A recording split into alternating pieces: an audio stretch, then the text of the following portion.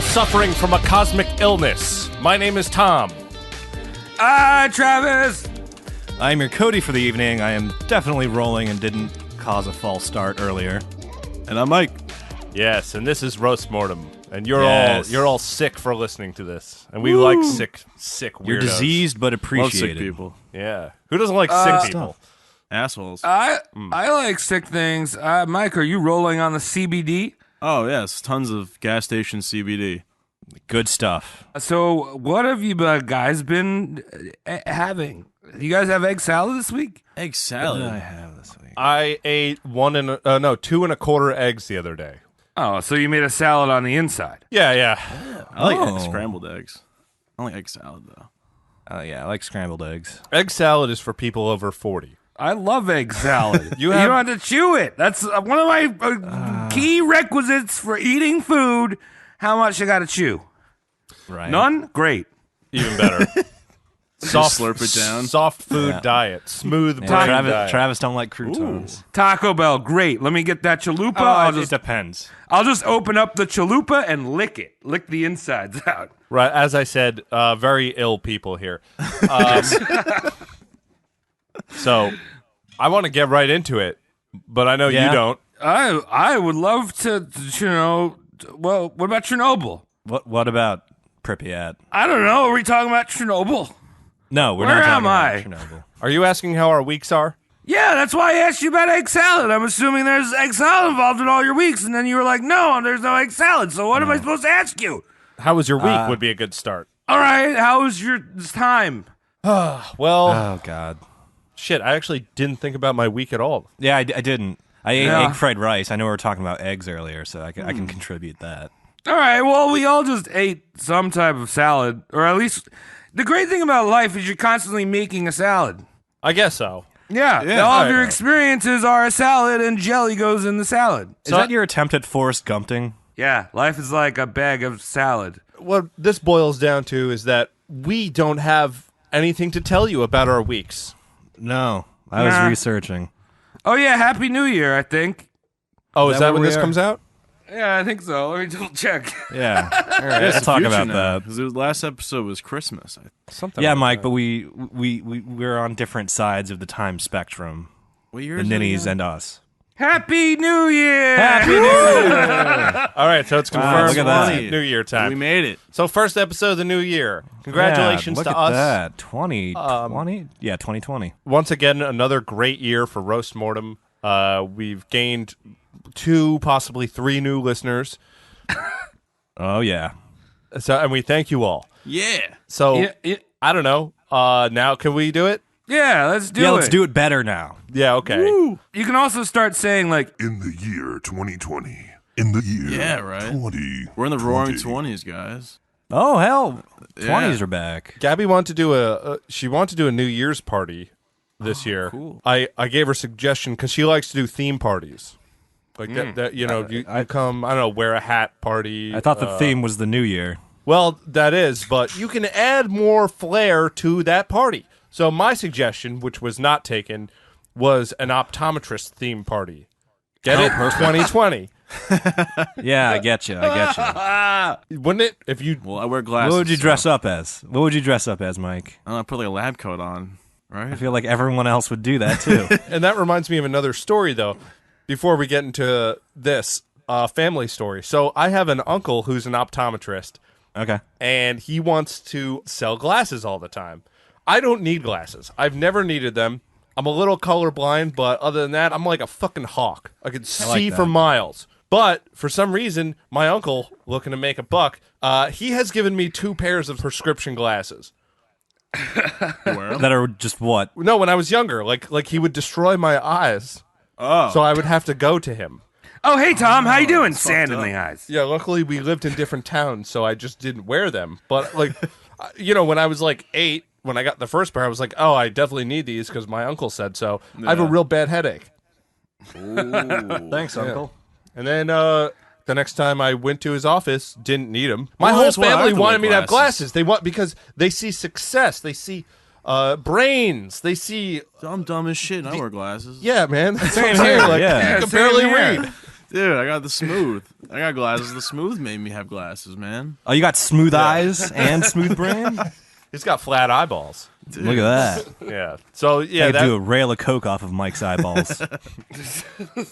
that's a story of my life. You guys can take that with you if you want. Hell yeah. I will. That's nice. Don't trust your uncles. Yeah. Yeah, if they're trying to sell you something. Whew. Hey, Crode. what? Which uncle are we roasting on the Uncle Hour? Oh my God, we have one hell of an uncle today. Yeah. This guy really gets my jimmies going. I love this guy. I don't know how to say his name, but I love this guy. You tried to say it to us before. I think Yes. you did it all right, but I'm not exactly the metric. You don't know who this man is. There's a silent P. I don't know how that P is pronounced, if it is pronounced. Well, I'll just say the name and then we'll go from there. His name, his not birth name, his given name is George Psalmanazar. I fucked it We're up. roasting a Psalmanazar. Pokemon It's not a Pokemon. 2020. It's not a Pokemon. I don't actually know. Salamander. He Charmander. evolved into Salamander. You're just making words with your mouth again, aren't you? No. Salmanazar. Some sources sh that P as Shalmanazar. So it's just I'm gonna go with Sal. Just Salmanazar. Salmanazar. And Salmanazar. I can't. Salmanazar. Saul. Salmanazar. Salmanazar. Saul. All right, hang Freaking in A. there with us, listeners. Yeah. All right. We got an entire podcast of butchering this guy's name. We're just gonna call him George. I'm gonna call him George. And this is, in my opinion, the most dedicated practitioner of the long con I have ever read about in my entire life. And I do a fucking podcast on dead people, mind you. Yes. We've done con artists before, but this guy is in it for the longest con I've ever seen. You mean more so than Lou Pearlman? Lou Pearlman was eventually found out and persecuted. Yes. This Wait, guy, but not this so guy, so you're telling me this guy goes to jail, then they put him on an airplane. He has to go across the country with the president or some shit in an airplane, and it crashes. And then, Nicolas Cage is there, and he's like, you're a con man. Did you combine Air Force One and Con Air? I like yeah, that. and Air Bud. And then the dog shows up, and he's like, you want to play some b-ball? Whoa! Cookie Crisps. Air Force Con Bud. All right. Well, Fascinating. this sounds fun. I'll do it. I'll sit in for the rest of it. I want to preface this episode with a quote from Alberto Brandolini. The amount of energy necessary to refute bullshit is an order of magnitude bigger than to produce it. So, I mean, it's a lot more work to shut down bullshit than to create bullshit, is essentially what Alberto is saying. So he's a bullshitter? Yeah, I can agree with that. He's a huge bullshitter. George is a huge bullshitter. The subject of tonight is a man of mystery. He's blessed with a quick wit, nearly perfect memory, and a methodical attention to detail. He's a bit of a tricky specimen. His childhood is much obscured. He emerges hot in the spotlight for half a decade and then refades into obscurity in the following years. Like Weezer. Remember when they had Hash Pipe and then they came out with Africa? Wait, what? No, they just- covered Toto's Africa. Oh, Yeah, they didn't come out. Okay. Yeah, and then everyone was like, oh, wait, that Weezer exists. Yeah, I mean, just did that right now, actually.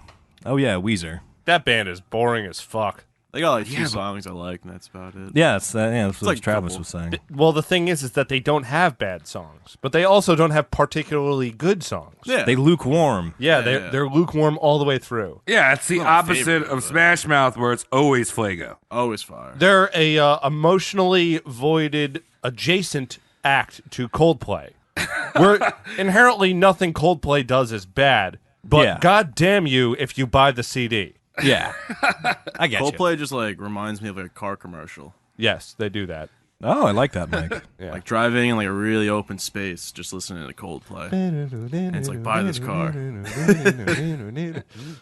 Mike's 1998 Toyota Camry. All right, Cody, sorry about the tangent. No, we need those. This is what the podcast is about. We shall refer to tonight's subject as George Psalmanazar. That's not his birth name, and he'd only adopt that name in his early 20s. But we're calling him George simply because we're at a fucking loss of names to call this fucker. Mm-hmm. What years does this take place in? He's about George, to do that. Thank you, Mike. George Psalmanazar was born sometime between 1679 and 1684. So, even if you're on the birth date, we got 5 years. We got 5 years of wiggle room there. I don't know what my birthday is. Help me. Your birthday's bicycle day. That's how I remember it. He most likely fell out of his mom somewhere in the south of France, and that's as precise as the sources could get. His family is believed to have been of some diluted nobility, but by no means wealthy. He most likely had parents that practiced Catholicism. He was at some point educated by Franciscan and... Is that how you say that word? Franciscan? I think so. Yes. Tom validation. He was educated by Franciscan and Jesuit schools. He's alleged to be quite the clever cookie regarding the study of European languages. By the age of 8, he was fluent in Latin and various other European languages. His teacher claimed he could read and write on a level expected of double his age. Wow. And Smart. Smart boy. And So, wait, you're saying we don't really know his parents, right? No. So it could be Muzzy. Yes, this could be Muzzy Jr. Or LeVar Burton. Or LeVar Burton. Yeah. Of course he can read twice as good as the kids his age. His dad is constantly yelling alphabet at him. You can go twice as high.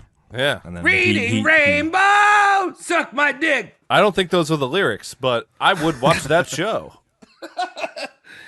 We know at the age of 15 he drops out of school and kind of becomes this vagrant knocking about the countryside of France. He decides to journey on foot to his old mom, presumably to ask her for money. He travels the countryside, but when he gets there, she's destitute. George's mom does the mom thing, and it's just like, go ask your father for money. And at this point in time, George's father is seeking fortune and prosperity in Germany, the fatherland. So, As a hot dog salesman? the worst salesman, Okay, bratwurst cool. salesman. So, pretzels? knockwurst. Grab a med first, anyone. I'm trying to make a fortune. I know you're drunk, you want it. Look how wet it is. The Wait, pretzel? Grover Metwurst is the paste, right? I think so. Yeah, you just put it in like a tube form. What? Yeah, and it's wet. That was the sound of my chicken preheating. Do you need to do something right now? No. Oh, it's preheating. Okay. Travis, ever since you moved out, I don't know if our audience knows this, you record in a kitchen now. I do. Yeah. My life lives in a kitchen. Yes. Patreon.com. It's like sometimes they say like /RoastMorningCast. heaven is a half pipe. My life is a kitchen. Hey. Well, it's good to know you're eating. Yes. And- Wait, was that in question? That's true. You do look the same. So George decides to hoof it all the way to Germany from France to hit up his dad. You know, Right. fuck. That's a minute. And Yeah. he discovers his dad is fucking broke too. Damn. And it's like both parents are broke. George is broke. His dad suggests the clever boy George is, boy George, he should go back to the old country and fucking tutor for a living. He's like, oh, you're a smart kid. Go tutor, but fix my fucking sound bar before you leave. I don't get what an optical cable's supposed to do. I already put the HDMI in it. That's what the guy at Best Buy said to do. Yeah. Yeah. Get out of here, you Geek get out of here, Squad. you dirty salamander. Shoo. His name's Also, think about it this way. Like, he just traveled to Germany. He's like, hey, Dad, I just came really far. Could use a little money. Dad's like, firstly, not even remotely happy to see you. Second time. yeah. Second, word of advice, go to where you came from, which is super fucking far away. all the way back to And, France. I don't know, teach in a time when people barely knew how to read anyway. You're good at reading. You know what the letters are. Harsh. You sound it out. So George hoofs it all the fucking way back empty-handed, and he has a very, very, very fucking brief career as a tutor. One of his clients was older than him, which made it incredibly awkward. Oh, yeah. You know what I mean? Imagine if you're like 16 and trying to get a 30-year-old to read, Mike. How would that make you feel? You gotta start slow. All right. You got to start smooth. It's true. Guess what? Like, if you, all you really need to know is how to count to 8. There's so many slices of pizza there are. What if you have two pizzas? Are you saying you do base 8 math because that's how many slices are on a pizza, Travis? Yeah, dog. What do you have to divide?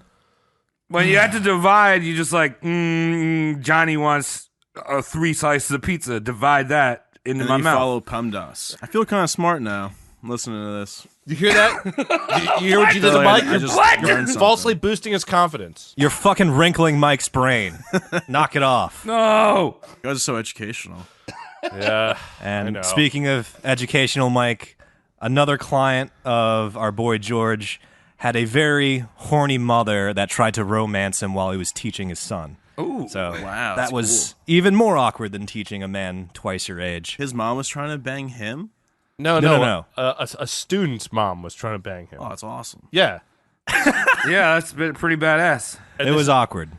It was allegedly It's like an very extra awkward. tip, you know? Yeah. Just she, the tip. she offered me a croissant. I'm pretty sure she wants to slob my knob. I'm sure that's at least like maybe 1/30. I'm doing some math. 1/32nd of all the porn that exists. 30-secondth. 1/32nd. Yeah. You of could all have the just porn said that like exists. 3%.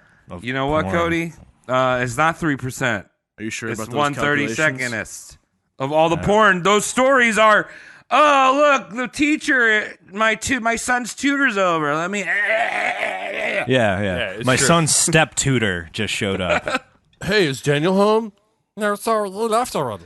Oh, well, he said I can come inside and inflate my basketball. That is 1/32nd of porn. I've seen the exact porno Tom is perfectly impersonating. I didn't make it up. I don't have much of an imagination. No. After realizing his tutoring gigs were a bust, he remembered from his prior adventures as a wandering Frenchie. He notices shops, inns, churches, and the like are in the practice of throwing a bone to pilgrims and missionaries. Thank you, Travis. So, if you were on a right religious adventure, odds are you could sweet talk a little innkeeper or holy man to put you up for a night or two. Ha! Oh. A holy man, yeah. Bakers and shopkeepers might slip you a little extra something for your pilgrim strugs. You know what we're saying, Mike? I think so. Wait, why are you laughing at that, though? I don't get it. He puts him up for a night. You're like, huh? But it's a priest, Mike. Oh. Yeah, he's a young boy. He's traveling around. Oh, I Yeah. get you. Puts him up in the air on a giant pole attached to the priest's body. Oh. You look like you could use some putting up. So Imagine George- we are in España and there's a giant ham on the end of this pole. Climb up it, boy. Climb my pink ham hole. So George decides to impersonate a pilgrim. And a pilgrim needs an origin and a destination. Your boy George thinks, where am I going to? Where's my destination? And your pilgrim destination has to be far away and holy. So George is like, Rome. And fair enough, far away and holy. Good choice for your destination. It's really not that far away from France. We're in Germany, though. I don't know. I think it just- we're in French, right? We're in French territory. Do you have right a now. horse or something like that? Or is he like walking? No horse. everywhere? Everything on foot. Everything on foot. God damn That's it. pretty fucking far. Yeah, dude. Imagine that's Death what- Stranding. Yeah. I Yeah, haven't so played that he- game yet, But but Yeah. walk that far. he has soaps on though, so keep that in He's mind. chilling. And a pilgrim needs a country of origin. Now, this is a little tricky. It's got to be a distant place in the opposite direction, but you have to be fucking prepared to fake that accent and be much familiar with that culture. yeah, but he's coming from France. Yeah, but he's in France and wants to hit up. He wants to mooch off of people giving out freebies to people on pilgrimages. Oh, right. So if you're from France and you say like, "I'm on a pilgrimage," I'm from here, they'd be like, "You haven't gone anywhere. You don't get free shit." Oh, right. Well, just so if fake he's- the most Western point you can. You Oh, know? very good. He goes with Ireland. Oh, that's good. Oh yeah. So he's like, "I'm from Ireland, stopping off in France, trying to get to Rome, holy pilgrimage." And easy enough, right? You just gotta talk about leprechauns, beer, and how much you love the baby Jesus. I have right? to convince them. I better get sloshed. check out these herpes on my lips I got from kissing the Blarney Stone. Excuse me, ma'am, Hardy Dar. Very good. Yeah, Very Mike. good, all of you. So He forges up an old-timey Irish passport. I guess it was easier back in the day. Yeah, of course it was. And he plundered a church's reliquary, thieving himself a pilgrimy cloak and a pilgrimy staff. Oh, cool. For those of you that don't know, a reliquary is the place where they keep all the ancient artifacts and relics of the church. It's like the shiny altar, and he just sees a staff and a robe, and it's just like, mine. Yeah, and some of those simple fucks back then were out there watching. Somebody's breaking into the reliquary. Oh my God, we got to find. Oh look, there's a saint leaving. He's got a cloak and a stick on him. He sounds like a LARPer. Yep. Maybe the Thunderbolt. saint stopped him. Maybe that was Saint Nicholas giving him candy cane presents. Oh, I love St. Nicholas. Why you wear them red robes up in my house? Get out of here. I've been good, Saint Nicholas. I hope you beat up that guy. He goes around the French countryside with these stolen holy relics, using a fake Irish accent, asking for free baguettes and nights at unsuspecting inns. And things were dandy, except when he began meeting actual, honest-to-goodness Irish-born pilgrims. They'd be like, say, what part of Ireland are you from? And he'd be like, get Leprechaunburg. Yeah. I see. And, upon meeting these real McCoys, he was instantly outed as a shamockery of an Irishman. Nice word, Cody. It works so well. So he's outed. He's not. He's like, hey, you're not a fucking Irish pilgrim. We are. We know what you look like, and you don't even like beer, do you? Did I say Ireland? I meant Australia. I meant down there. That's where I'm from. Me and my family's from there. We got hungry check. Tom, you have no idea how close you fucking are to that. I love predicting the history. Not quite right, but it's just like you hit the nail on the neck. That's the phrase I'm going to use for you, Tom. It's not an ugly one, but it's in there. I mean, it is an ugly it works. one that's in there. Yeah. It works. Though nothing punitive came of it, his exposure as a fraud sent him back to the drawing board. He was foiled because he ran into the authentic demographic he was attempting to impersonate. Right. So he's like, let me pick a different far-off place that I'm from. I'm Japanese now. What? Yes. So Tom, in the right neck of the woods, just a far different culture. He's born in France. How do you pass for...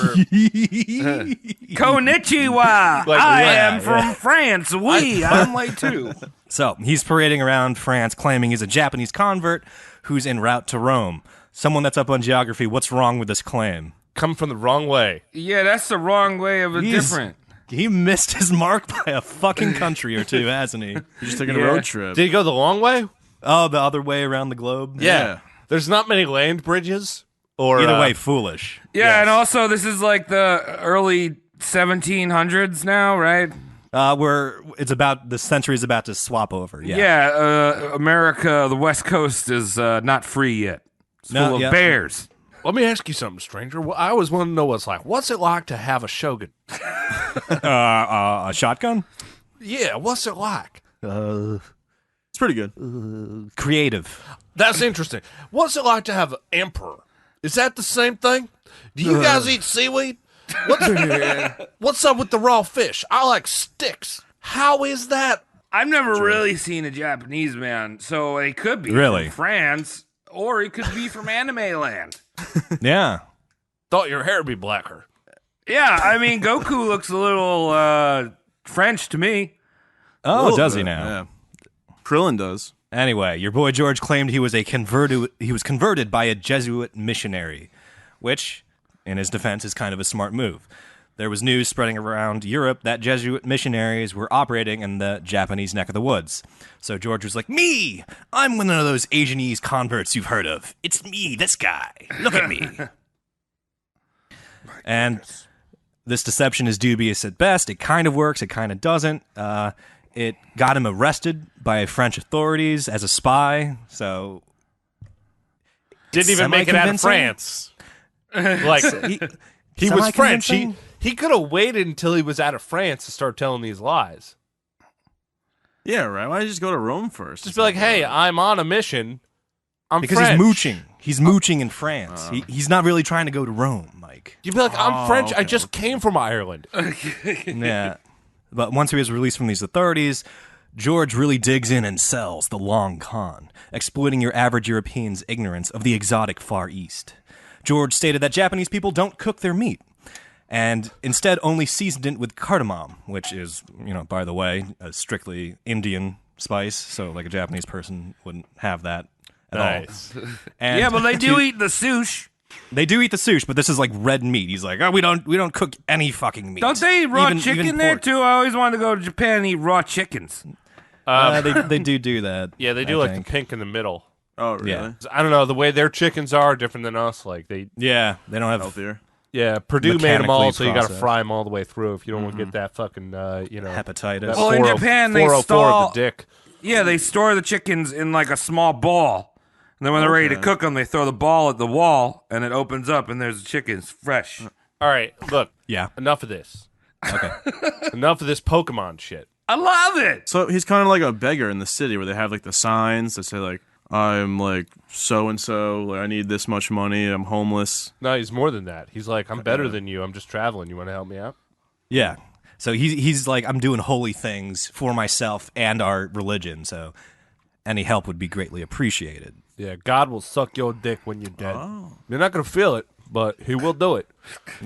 Just for you. Yeah. So, Japanese convert, hey, we don't cook our meat. And to prove this outlandish claim, he proceeded to habitually hork down handfuls of raw meat in front of his skeptics. Just like, Sicko. see, like, look at me, this obviously authentic foreigner. Why else would I do something as disgusting and dangerous as eat raw meat in front of you? Why not just bow a lot? Yes, he didn't make it easy on himself, but again, it's to settle in for the long con. Yeah, Really a samurai you know what I mean? sword. Yeah, you're right. I know what you're saying, but this guy read real well. Why is he an idiot? Well, they didn't have a lot to read back then. Oh, yeah. have The Google. commoners are more idiots, Tom. Oh, right. So Yeah, they probably he's never just even like- seen a Japanese Nope, person that's before, why- so it's like, that's why they don't it's- know what they look like. Yeah. Yeah. So it's just like, okay, this guy's Japanese. And he also claimed Japanese people never sleep laying down. All Japanese people sit upright in chairs as they take their evening snoozes. Wait a minute. Are you saying that's not true? Yes, that is not true. All right. They have well, little that's news to hotel me. pods. They have the hotel pods with a lazy boy. No, Yeah, I thought they no stood up Tempur-Pedics. like in Event Horizon. They just stood up in them and went to bed in the hot tub water. So we have George now fucking eating raw meat and sleeping only in chairs. And he's not making it easy on himself, but he is doing it for the long haul. He's like, look, why would I do this? Committed. I like that. Yeah, I mean, if you had to make up a lie like that, couldn't you be like, well, in my culture, I always have my pants down and just whip my dick out anywhere I want? That would be too easy. You know, right? Like, that'd be That'd be cool. too easy. 'Cause that's like something I want to do. The French be into that. Yeah, I mean There you that's go. yeah, Yeah, that that's was normal. In my country, we watch The Mummy every day. That's torturous. No, it's not. All right. George also claimed the Japanese don't bathe and proceeded to neglect his hygiene for quite a while. This charade was soon dropped. He would manage to get people to believe them, but at the same time, those people were opposed to the notion of letting a stinky boy sleep on their couch for a night. So it worked, but it's just like, all right, I get it. You're Japanese. You don't bathe. You're not, stay off my couch. Yeah, I mean, he made up this stereotype that sucks. Like, back then, everyone hated Jews, right? So it's not like he'd go around and be like, hey, I'm Jewish. Let me in your house. Not going to steal any of your silver. Oh. And so you designed something that was fake and then also as bad as the Yeah. stereotypical non-existent Jew that you talk about? Gotcha. You know, we eat raw meat. Oh, we don't. We sleep with our eyes open, staring at young children or something. Oh. We smell like high hell, and that's too much of a sell, man. I think that's just what he wanted to do. It's not really putting up a good argument. I found, like, I don't really help someone out. That's kind of like that. They No, you're smell. disgusting. Good luck. Yeah, when you- that's why he soon dropped the bathing thing. He's like, all right, I'll eat the raw meat and sleep in chairs, but I'm going to shower so I'm allowed to be on more beds, essentially. all right. So he's this smelly, sleep-deprived vagrant. He wanders into Holland and juggles work as a coffee waiter. So he's kind of like, look, I'm exotic. And back in the day, coffee waiters were kind of like your like experience hosts too. So it's just like, come on down, have coffee, I'll talk to you and tell you things. And you'll be entertained as well. And Wait, he I'll went to take a tip. fucking Holland? He went to fucking Holland. That's the He just wrong used to- way. That's like directly north of Italy. Yeah. He changed his mind. He's changing his mind all the time. This guy's dumb. And keep in mind, I just said he's changing his mind all the time. But after the coffee waiter, he has a shift in careers. He works as a low-ranking French mercenary operating in the Holland area. And while he's doing this, he's keeping the disguise of Japanese on.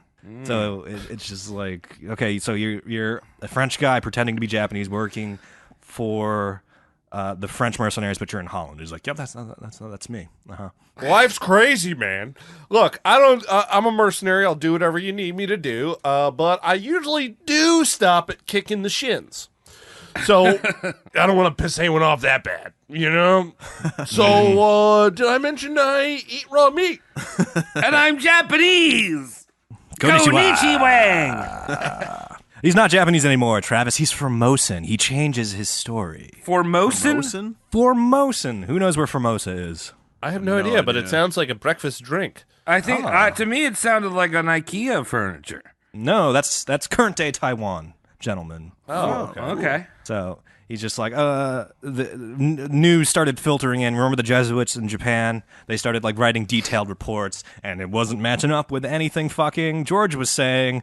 So he's like, no, did I say Japan? I'm Formosan, an even more remote, tiny speck of land, that is still in the Far East, so I can still do the racist ching chong bullshit.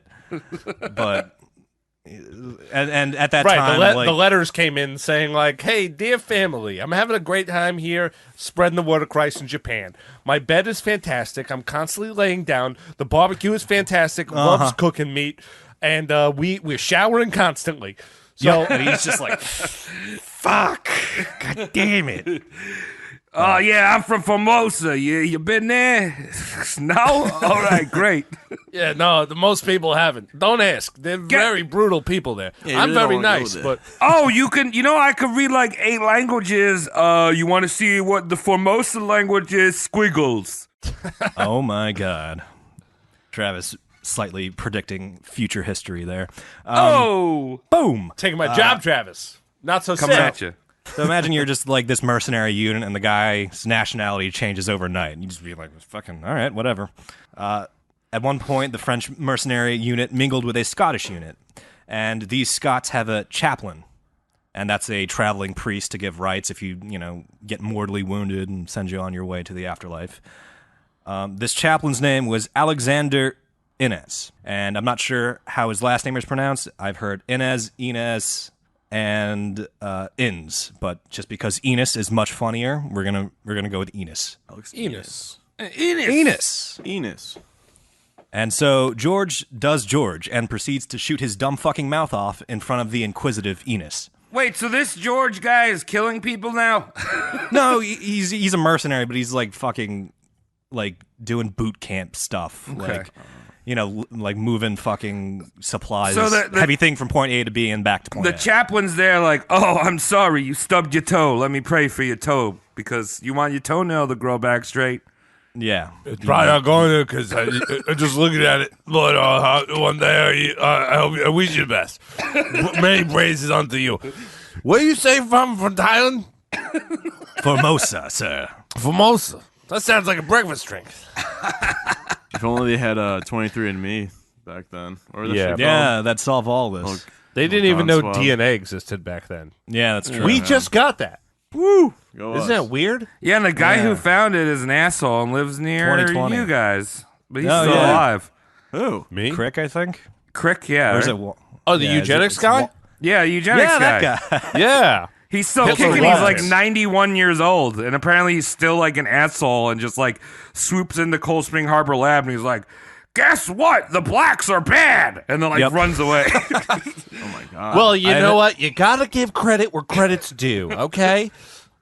My might ex-girlfriend, high school sweetheart, was behind him in the cafeteria line at Cold Spring Harbor Labs. Did he let out a monstrous 90, or I guess at this point 89-year-old fart? Yeah, probably. suck My that. girlfriend lived.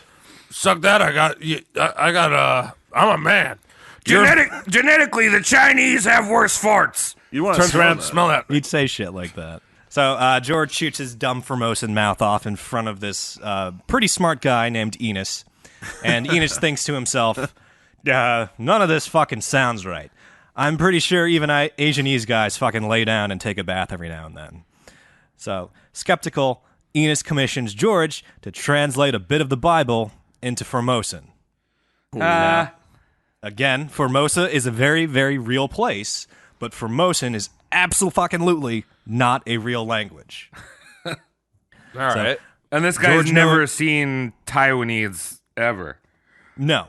I think it would be. I think it would be like Japanese. They would write in Taiwan, Ooh. but It's getting caught in a lie, though. yeah, George, knowing Enos isn't familiar with any lick of Eastern languages, just happily agrees. He's like, yeah, I'll change that Bible passage. Give me the money, and I'll change that Bible passage into Formosan. I'll do the whole fucking Bible, you weirdo.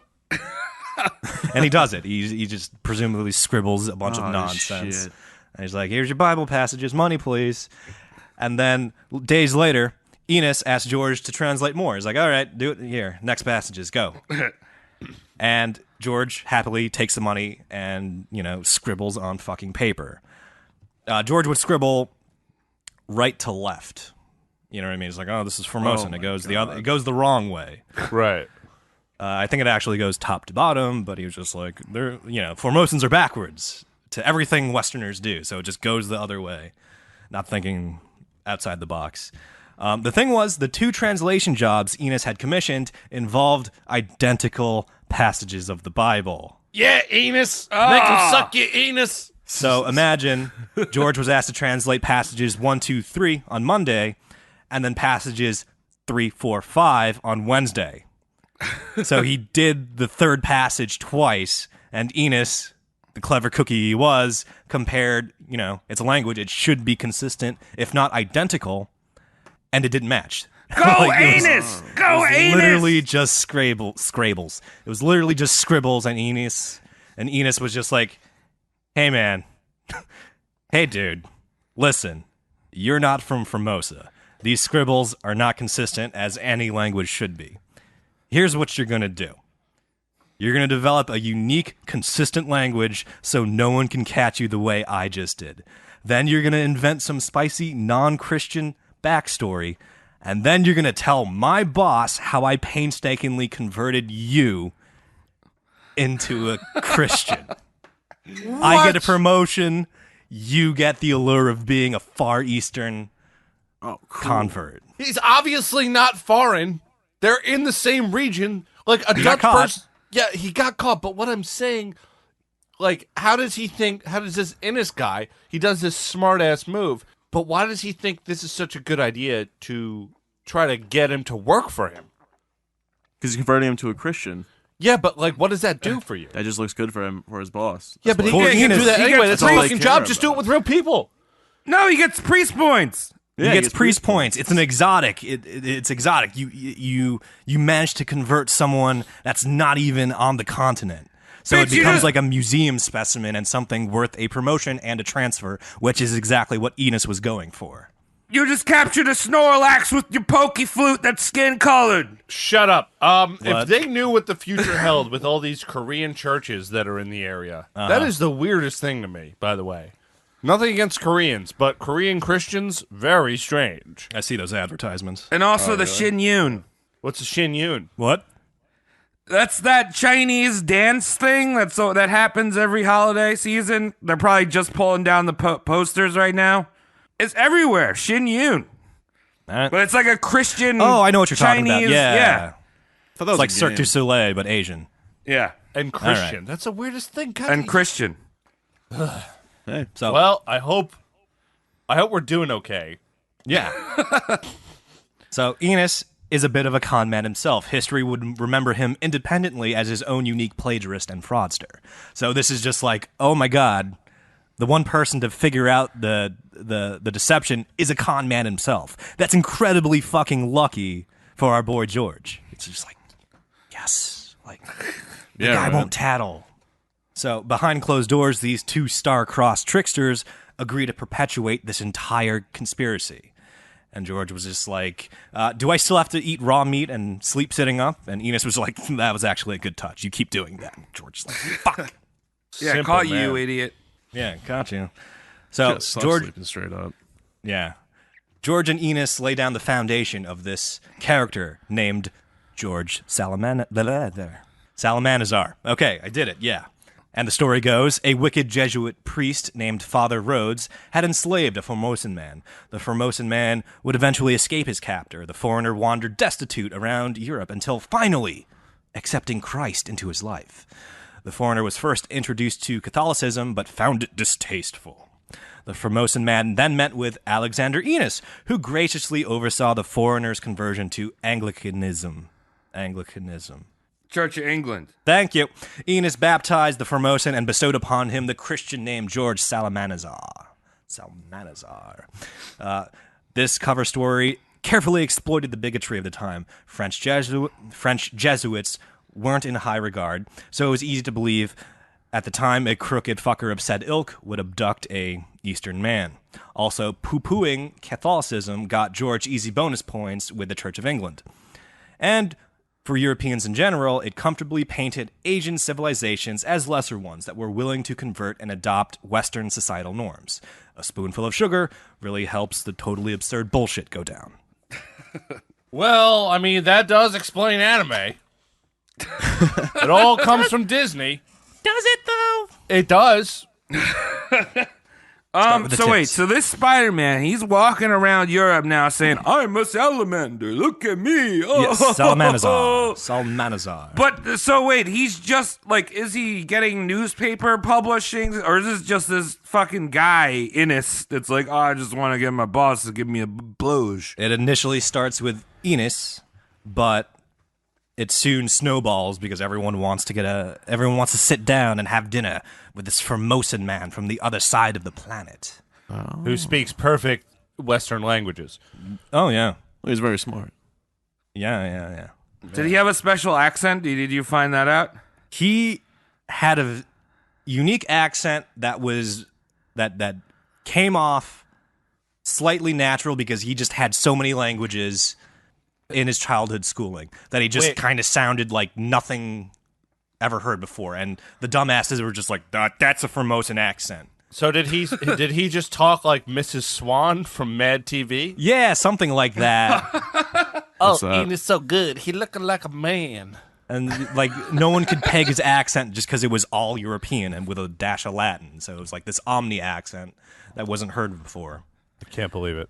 Yeah, so before you know it, the two had fabricated a solid origin story, and it explains how the Formosan man had found a Western god. Enos would present this Formosan convert to his superiors. Enos gets his promotion and transferred to England the way he always wanted. The interesting con artist dynamic here is these two tricksters have different payoff patterns, I guess. Enos gets the lump sum. He's like, I got what I wanted, fuck it, I'm out. Right. You know what I mean? But George has trickling residual payoff. He has to keep the con alive so he can fucking, milk the teats of European society as long as he can. Like, he's just found out, it just goes away. He needs to lie to as many dumb blonde girls as he can about his high school or college football accolades. Yep. Yeah. Yeah. I ran a lot of downs. Got a blowjob. I'm sure he's also like, you ever been with formaldehyde or whatever I'm called? You ever seen a formaldehyde dick? No. We have two barbs, and then he like snaps puts a pencil in the stick. I actually have the biggest penis. We talked about this when I'm fun. A lot of people, but we all That's talk. why they kicked me out. That's why they kicked me out. It's not that big compared to you guys, but it's actually relatively small compared to a Western penis. But if I guarantee you, it's the biggest Eastern penis you'll ever see. Are you curious now? Have I tickled your interest? I don't know why he's talking like that now, but Yeah, I like it. It's something we've never heard before, so that works. did the biggest Eastern penis that ever is. And also, I love God. Also, I was a quarterback. Also, would you please suck my penis? Please. God said it was okay. I hung out with a man who was Enos. He was in as that. Your boy Salamander has lost the support of Enos. And just because the way the incentives panned out for the two of them, Psalmanazar, fuck it, is on the hook for making everything at this point. He needs a Formosan religion, Formosan customs, social structures, architecture, currency, diets, taboos, laws, and even a fucking alphabet so he can't get caught again the way Enos caught him. So he's got to fucking sit down and J.K. Rowling a universe out all by him fucking self right now. Why do you go to J.K. Rowling? He could have got George R.R. No, not George. Tolkien, where he's got an elf, and guess what? The elf live in the woods, and it speaks like this. Legolas wasn't in the book. Why didn't he just say he's from there, but he couldn't read? Yeah. That'd be too easy. That would be too easy, and we wouldn't have a fucking episode, Thomas. You know, we don't cook our meat over there, but I like what you do here. Can I have some more cooked meat, please? Yeah, right. Exactly. All of this had to be fabricated in such a way where it would never contradict itself or empirical scientific fact. But it also needed to be conceived in a nature spicy enough to go 18th century viral. If George claimed Formosans buttered their toast bottom side down, your European guy would be like, I believe you. But who the fuck cares? Yeah, why are you telling me this? Yeah, why are we doing this? But if George was like, Formosans eat freshly butchered human flesh for brunch, you'd be like, tell me more, Asian man. Then get away from me, please. Yeah, and then step away from my daughters. Yeah, we don't just sit on the toilet and poop out. We actually strap up and reach inside to bring the poop out of us. Yes. We grab it. Kellogg episode, remember? Just suck the poop out. I mean, I wish I did that a bit more. Save some time. Sometimes you just gotta go brown fishing, You just go in there, wrangle up a few, grab them. Get that butt trout. Yeah, get the butt trout out. This guy really doesn't want to work what my a job. grandpa said. 1703, George heads to London, a city where he can most fruitfully exploit this unfolding conspiracy. And ladies and gentlemen, let the Formosan craze begin. So just as background, imagine in current day if you heard aliens had landed and there was a survivor who's friendly and capable and willing to communicate. You'd be like, oh shit. Yeah, well, E.T. I want to go see that. E.T. couldn't speak English, but imagine if E.T. could speak English, he'd be like, fuck, get that guy on a podium. You want to talk? Dude, E.T. can speak all the English you need. He's got the glowy finger. He's like, that way, this way. Guess what happens when this finger goes in here? Guess what happens when this finger goes in there? It glows. Hello to It your was all mother. phone talk. Yeah. All phone and finger talk. That you can only make that Yeah. go so long at a TED Talk. Yeah. Psalmanazar begins seeding his lie. He gets audiences with the Bishop of London, professors at Oxford. He's invited to dinner parties. And put your finger down. And elite dinner parties. And he gives speeches. at the Cody, I Royal missed all of Society. that. I missed all of that because I'm just thinking about when E.T.'s sick and he looks like a raccoon You're with no hair. fingering your webcam. Stop it. You're getting the screen He's the all talk dirty. of the town. George is the talk of the town. Everyone's paying attention to him. The holy people, the smart people, the rich people all want to sit down and have coffee with George. Great. Are you buying? Yeah, Was that? They're this buying. is like first phrase I learned in French. You buying? You buy. London, England, English. So Oh, we're in he's- London. Right. I Yeah, forgot. that's what he goes to London because he's like that's where the saps live, the rich saps Oh, live. go get you a spot of tea. I'm very smart. I've got 40 kids and a big house. I like how that's the version. That's the order. 40 kids and a big ass, not the other way around. We're not getting fish and chips. We're going to Nando's. I'm going to get a lot of wings. I'm sorry, Cody. I know you're not from England, but that's No. arse is how you say house, not ass. Arse. So, yeah, I got a big ass. Come on over, I got a big ass. Excuse me. I did it right up the arse. Which is when you bring her home. When you bring her home Yeah, into your house. right. Bring up the house. You open up a finely imported French door Oh, that you can open the top of. Excuse me, are you dressed? Are you decent? And he's more or less believed by these Londoners. He's dressing all funky. He's eating raw pork and sleeping upright in chairs still. Linguists, as I said earlier, can't peg his accent and eventually assumes it's authentic Formosan when it's reality just the amalgam of like his schoolboy teachings and, you know, butchering various European accents. This is why you don't like batshit homeschool. crazy. What was that, Mike? It kind of just sounds like really crazy. Yeah, he's fucking crazy, but he's making it work for him. Yeah, He's clever Yeah, crazy. Yeah. Put that on I your was saying resume. This is why you don't homeschool kids, because like once you release them into nature, they're gonna like lick lampposts and shit. Take all your money. Hello, my mommy kisses my daddy on the lips, and then we have croutons for dinner. That's nice. Speaking of dinner, My best friends are the people at Trader Joe's. They do look really friendly there with the Hawaiian shirt. This is the first time I've been out of the house in months. Where are you from, kid? Plainview. so your boy George is enjoying free dinner at parties and doing a bunch of opium with the London elite. Yes. That's how you do And it he's back doing then. he's doing all that in exchange for his fantastical otherworldly stories. Sure. Yeah, dude, free drugs and food. Hell yeah. No, overall, he's got it right. You know, we keep calling him stupid, and he's done some No. bad moves, but overall, he's figured it out. He can con himself into anything. Well, we will fucking see. By 1704, he publishes a 288-page book in the span of 2 months, entitled A Historical and Geographical Descript of Formosa. So, here we go. He's Great. He's committing. He's like, I'm going to tell you everything about a place that doesn't exist, and you're going to believe it. Travis, I armed you with some pages of the book, and we're gonna have a lovely romp through Formosa right now. We're going to the map. Yeah, Take drop your that time. in first. Yeah, let's just take a quick look at the map of Formosa. Why is it perfectly round? Oh, that's a cool place. Yes. I like how the bottom in the key it just says a map of Formosa. It's good stuff. Lots of islands. He drew that? Yeah, Taiwan. I think he drew What? these. And then also in Japan, it just says a part of Japan. Yeah, he's not good with geography, and he decides to write an entire book. I like just below part of Japan, there's a place called Bungo. Am I reading that right? Bungo.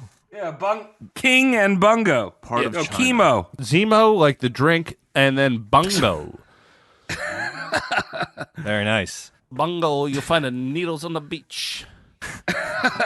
So he's fucking stepping up to the plate and lying big, all right, huge made it. Holy lies. shit, Oh it's yeah, good committed Mike.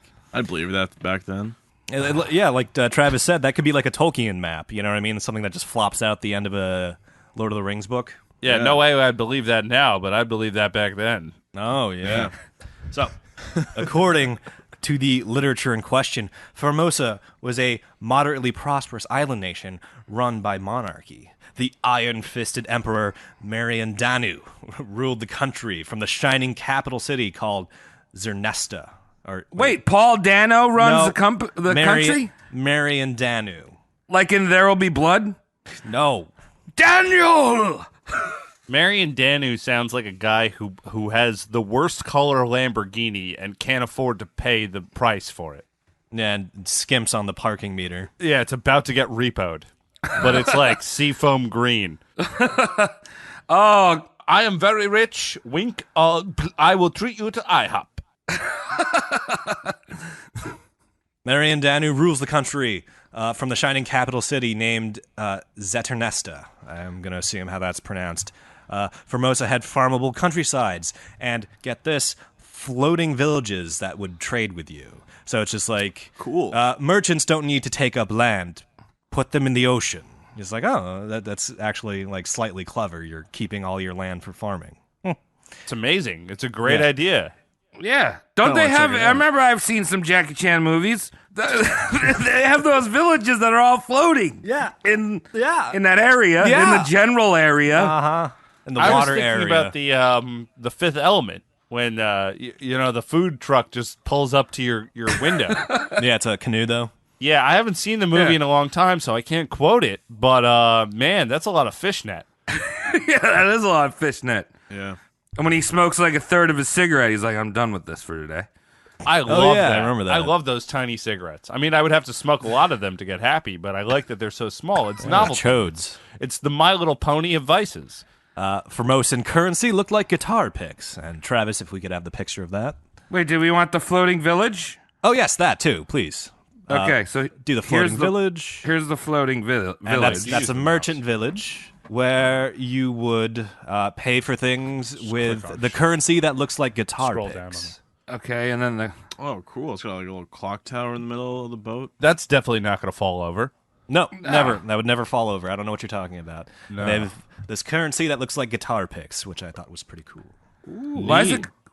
That's pretty metal. That one with the little devil boy It holding. looks like guitar a picks. tambourine. Bottom right there? Yeah. Yeah. That's like a Oh, jazz that's their pick. devil. That's their devil.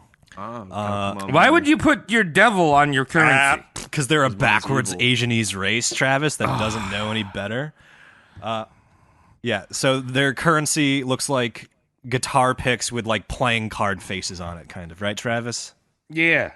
Looks like the money I would like to have in my socks, like Karl Right? Malone. Can you imagine just like the Pentagon with a sword on it, just jabbing you in the ball sack every time you sit down? Yeah. Oh, I'm sorry, I'm rich. Oh,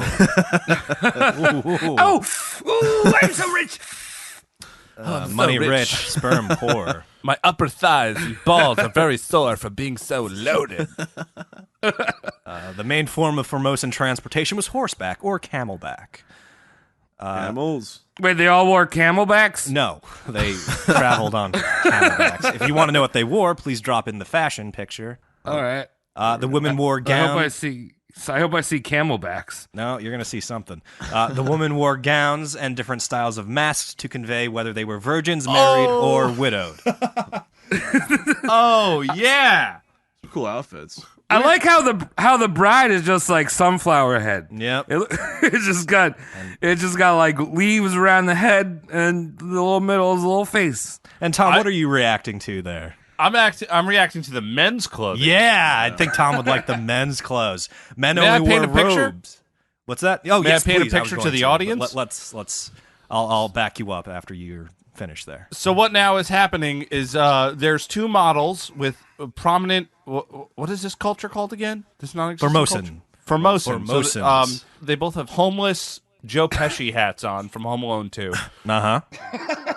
The figure on the right is wearing what seems to be a bath mat. You mean the country bumpkin? Yes. Both men are wearing what seems to be wrestling titles, not belts, the titles, with some kind of hard metal object covering their genitalia. Yes. The guy on the left is just wearing a bathrobe with and seems to be smoking the finest crack. Oh, they love Formosans love tobacco. And may I just throw this out there? If and when, well, not if, but when we do a live show, can we dress like Formosans? Oh no, Mike can't. Yes. We can make Mike do it. Absolutely. I am all do it. down for that. I like 'Cause to then show I just had to wear my bathrobe and like a big bold belt buckle. I want to show off my body. That's so much fun. I just wear my underwear. Yeah, wear your underwear and your bath mat. I put a little towel over my back. It's metal, dude. We'll find a plate for you. You just put aluminum foil over your underwear. Well, according to your boy George, those plates are made of silver and gold. So it's a very heavy armor for your penis, Mike. It would keep your nuts safe, Very you know. very dense. Do you see these precious metals? They are protecting my real treasure. Family jewels. Formosans would keep weasels and frogs as pets to cull the mice and mosquito populations. There are women today that have ferrets, Yes. and that's a weasel. It's a polecat, sir, and you know the number one killer of weasel or ferrets? Yes, actually I do, but please tell us. Lazy boys. Yep. Those Really? little fuckers go into the lazy boy, and then someone reclines. Ooh, Polecat. too hard. Chops them Polecat weenies in half. gets You can't even chopped make in a two. scarf out of it no more. And you're too relaxed to even do anything about it. Oh, there goes my weasel. Yeah, you just hear it crack and you go, "There's my future socks." can't That's get a up mess now. to clean up. What they need to do is they need to figure out how to make ferrets like divide, like a lizard, right? So you go into the and you lean regenerate. back on your lazy boy, and then you have 2 ferrets. Just don't own ferrets. They're actually not that smart of animals. People like to say, "Oh yeah, they're almost like dogs. Like you can play fetch with them or something." No, they just run away like mice They smell And like they Fritos. stink. They're related to the skunk. I'm gonna say you and get the weasel. lazy And the boys for weasel. your ferrets. Yeah, I mean, if any of our listeners have a ferrets, careful. And if you're thinking about getting one, don't bother because it'll just, they're cute. I get it, but who wants liabilities? Life isn't about liabilities; it's about freedom and being good at your taxes. If you have them, don't get a lazy boy. Yeah. Yes, that's true. That's love. Hey, I abstain from getting a lazy boy because I care about you. Can you imagine someone doing that for you? No. Takes a lot of willpower. yeah. I always wanted a lazy boy too, so not going to happen. All right. Sacrifice and cannibalisms were societal norms. People worshipped the sun and moon as deities and had a unique portrayal of their devil. Travis, throw him the devil. Their holy text was called the Jarhabadiand. That's a pretty cool devil. Cool. That Dude, is this guy- sick. Yeah, that is awesome. Mike, picture paint? Looks like a bunch of like lions. More, Mike. Pretend you're me. You got like Zeus on top of a fucking lion with like 5 faces holding a sword and arrows. And was that a fucking pig? You got like 2 pigs in the middle. That's awesome. And then a bunch of really scary faces, an angry dog. How many faces in total would you think is on that bitch, Mike? 15. Yeah. You got an angry Way guy more than that, dude. Yeah, maybe 20. Dude, I like those. It I might like have a those- backside that's equally faced. I like those seal heads that are just Oh, it's spitting in fire out the sides. Out of the armpits. Got snakes in his hands. Yeah, got that Medusa head. Yeah. You can There's a see, yeah, guy you can, in the shadows behind everyone, like vomiting or some shit. You see that in the right corner? Yeah. the right side. Yeah. Yeah, that's pretty cool. wasabi. Actually, I also Really? like. He'd I do also that like the shit? really happy guy near the nuts. And Travis, how about a little bit on funerals? Funerals. Funeral ceremonies were these winding parades that terminated with the deceased being cremated at a holy temple's altar. So just like this whole long fucking, it's like half parade. Everyone's in their robes, holding their big sticks. Let's do it to the all right. elephants. All right. This is kind of normal. It's just a procession. But why are the people? There's elephants here, and they Yep. have carts. Yep. Why are the men instead of riding on That's what I top wanna know. of the elephant as you normally would and going shoo mush or whatever the fuck you do with an elephant? Mush. They're sitting on the trunk. This is a fucking cartoon of a society created by a madman. Really cool. Elephant in the bottom right. He looks like a limousine luxury elephant. That's extra. That's the Lincoln Continental elephant. Got lots of military badges on it too. Yes. Yeah. Formosa, we have the longest elephanches you can imagine. Oh wait, hold on. What's up? Can you guys look really close at where they're going to? No, but are those like tiny dicks laying on the front lawn? I think those are ferrets. That's raw meat. Nah, yeah. the weasels. Yeah, wheezings. There's a bunch of lazy boys in their temples. That looks really comfortable, that place. I like the caption up top too. The funeral, or a way of burning the dead bodies. Yep. Thanks. So these lavish funerals were the norm, as it was to memorialize the average Formosan's 120-year lifespan. wow, we're all so great. Yeah, Over here. Formosans live to 120. Why would you want to? I'm tired now. I'm only 31. Yeah. Excellent question, Travis. 24, Why would you sorry. want to live to 120? Because of these absurdly long lifespans, it was the norm for elders to eventually opt for euthanasia by way of toxin-laced dagger. So, Ooh. so what they were saying is a Formosan usually like lives, up to 200 years, but around 120, they all just like, just tapping out here. Just give me the dagger. Wait, what he's trying to convey is that they have fully functional erectile actions up until the age of about 118. Yes. Yes. And then that's when it starts going. It's just like, well, I can do this for another 80 years, but my cock is all different now. And it doesn't matter how much the fruit salad girl looks good to me. I have to call it a day. I think if you ever like are thinking like, oh man, I can't wait to get older and everything and Hell have no. grandkids. just watch. I just finished watching The Irishman, the new Martin nice. Scorsese movie. Yeah, that I will have just seen be it. like, I hope I died way young. Yeah. When I'm old, I hope like virtual reality and drugs are at another level. Oh yeah. You know what I mean? So like you take the drug and that makes you forget you're in the Matrix, and then you go in the Matrix. Ooh, And it that'd feels be like sick. it feels like 30 years, but you come out and it's only like been 12 minutes. Like I want Coley, that you- type of shit. Or be You're a just gonna robot. li- That'd be cool. You're gonna live in formaldehyde. Oh, like a Futurama head?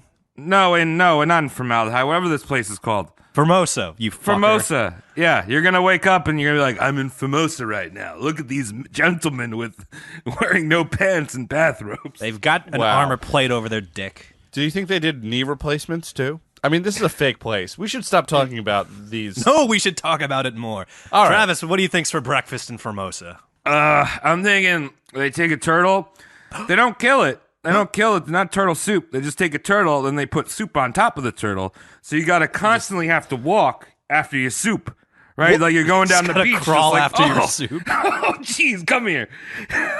Travis, a few episodes ago, I don't remember which episode, but what is up with you and Putting soup on things. and putting soup on things that are convexed as opposed to concaved? No, I'm not talking about just putting it on the turtle as a bowl, right? You want But to they're put it on going- Fryer's yeah, They're yeah, going yeah. after the soup. No. Like I said a few episodes ago, you and Mike were like, yeah, you just put shit on that's like round, and it just goes into your smooth Travis, brain. I understand. Yeah. Of course Thanks, you Mike. All right. Tom, Cody- you'll never get it. I'm sorry. It's all right. Get on our level, bruh. Cody, are you on my level? It's I'm on your level, 2020. Tom. You guys gotta, you Yeah. guys still in 2019. It seems like. All right. You're gonna start we're You're gonna start like a religion of the inverted soup. yeah, we're totally split on Roast Mortem Podcast. We'll figure this out. But what does soup? Ooh. Where do you put soup? On something that's convex or concave? That's the official Roast Mortem debate that's going to come up a lot. Yeah. Dude, you ever seen an ice luge before? Why do you Yeah. pour liquid in the ice luge so it can go fast in your mouth at the bottom? Yeah, but You it's gotta put also that soup on And it's there. cooled down by the time Oh! it gets to your mouth. Get that clam chowder. It's going all over your face. Ooh, clam chowder. Ooh. yeah, but you put it in a concave pathway. You don't get a raised area of ice and just kind of All pour right. it and see what's going on. Now that you're a Disney man, right? You Yeah, know I when you love go to Disney the when you go to the water parks in Disney and there's like those kids things where they're Yeah, all actually, like this I'm big not privileged flower enough or to know whatever, the honor. and it Yeah. sprays water. It's fine. I And all only the went to the kids- free parks. Okay. Well, all the kids are underneath like a mushroom or something, and the water's kind of coming off of the mushroom, and they're like, "Oh yay, I'm having fun in the water." That's what you do with soup, except you put your mouth up like this, catch the soup. You know what's funny? Can I relay something to our audience? So the biggest history buff on this podcast is Travis. That's my chicken. I'm gonna show Yeah. you how to do it right now. I just want to let everyone know that the guy who had the idea to go history with this whole podcast That's him. cannot right there. stop talking about putting soup on things that are round.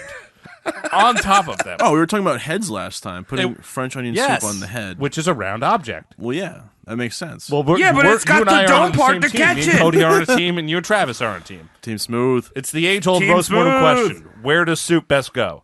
Soup head, 420. All right, Cody, can we go more, please? I'm sorry. You remember when I asked Travis what he thought was for breakfast in Formosa? Yeah. That was like a month ago, right? Yeah, sorry, guys. You know what I mean? It was a fucking month ago. The average Formosan breakfast was a tall cup of tea whilst enjoying a generously loaded tobacco pipe. It was normal for a Formosan to consume 6 pounds of tobacco on a daily basis. That's a lot of smoking. Yeah. Iron lungs over there, I see. Yeah, they live to 122, Mike. Do you believe that? Fuck. That's probably why I they do, because there's Yeah. nothing wrong with smoking tobacco. It's all the asbestos in the lighters from the 50s. Keeps your organs fresh and preserved. Yeah. After such a sip and smoke, a freshly caught viper would be decapitated and the blood would be imbibed through the gushing wound. And this was given as the explanation why they can live to 120, because they drink viper blood.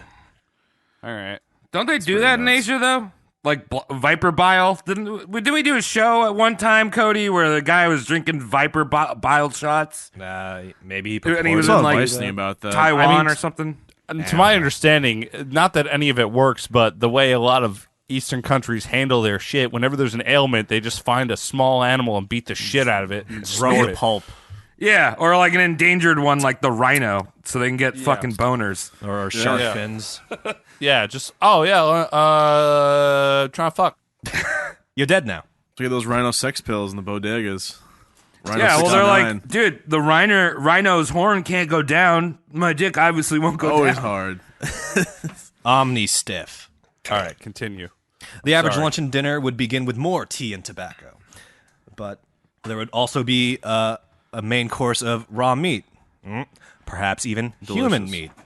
Seasoned with that Indian spice cardamom. This is complemented by a side of succulent plant roots, and to wash all this down is a nice pitcher of laudanum. Opium. For opium vodka, pretty much. Yeah. Yeah, for such an industrious place, they probably Yeah. don't get anything done. Where do you get human from? Oh, excellent question, Mike. As for the legal system, adultery was punishable by the husband slaughtering and eating the skank wife as if she were cattle. This is my horrible What wife. about the husband cheated? He probably got a raise. He got an extra wife. Formosans are polygamists, Tom. Oh. Now, Formosa, that sounds like a place And if you where, think where about it, upgrading is it has no limits. right. And the more I do research and think about it, is like that golden penis armor plate makes a lot of sense. That thing's gonna have to make it to 120 years. You got a handful of wives. You're gonna want to keep that penis safe, my friend. Yeah. Yeah. And you're cooking vipers. Like a viper goes straight for the Nothing's- other viper. No meat. No. Well, you're not just cooking them, you're not eating cooking them. So there's Eating going to be them. vipers in your kitchen, and they're like, wiggly worm, wiggly worm. Going they for go the cock. straight for that. You know what I mean? Yeah, you need Yeah, that. dog. Go So for it. adultery punished by cannibalism. Murder was punished by hanging by the ankles and regularly being shot with arrows until the guilty was bled dry. Ow. I prefer neck. You got to try and catch the arrow with your neck to go out sooner. Oh, good point. Getting shot in the, getting strung up by the neck. You're saying? I was thinking. Okay, Two choices: you get hung up by your neck, or you get hung up by your ankles, and then a second step. No, second step. Count me out. Just do the neck, please. All one You don't want to shot. be a human hammock. Yeah. Hung twice between your ankles and your neck. Just do me a favor and tie my hands in the front of my body so I can David Carradine on the way out. Yeah, I'm saying you're going to have boner going from the neck. From the feet, I don't know what happens. You might poop yourself. Yeah, true. You might spontaneous. Ooh, I can't imagine getting shot with a fucking arrow. That probably hurt really bad. You know when you like dropping 12 feet, being hung by your ankles, and then at the apex of the drop, just Yeah. entirely the shit. the shit maintains all the inertia. So that shit goes back up 12 feet and rains all over you. Yeah. And then you got an arrow to deal with. Yeah, just imagine if I like threw an egg off a building and you caught the egg and the yolk just continued to splat on the pavement.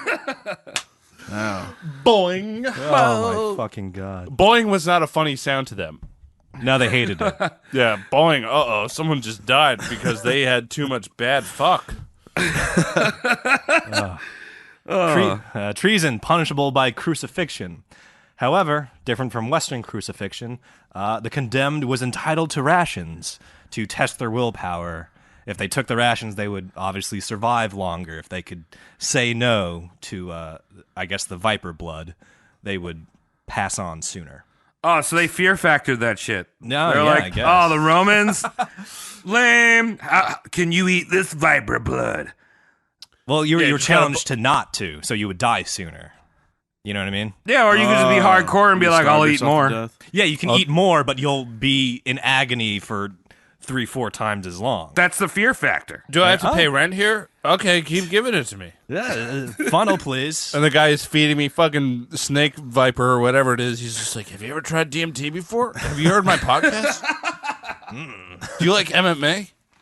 And the Formosan clergy would sacrifice droves of virgin boys no older than 9. Gotta go. Their hearts would be offered to the sun and moon gods, and the high priests would then devour the remaining corpses. Oh, hardcore. This kid's too ugly. Let's eat him. How old is he? 8? Send him up. Yeah. Fuck him. Did they circumcise? Did he have sex yet? Circumcision. No, virgin boy.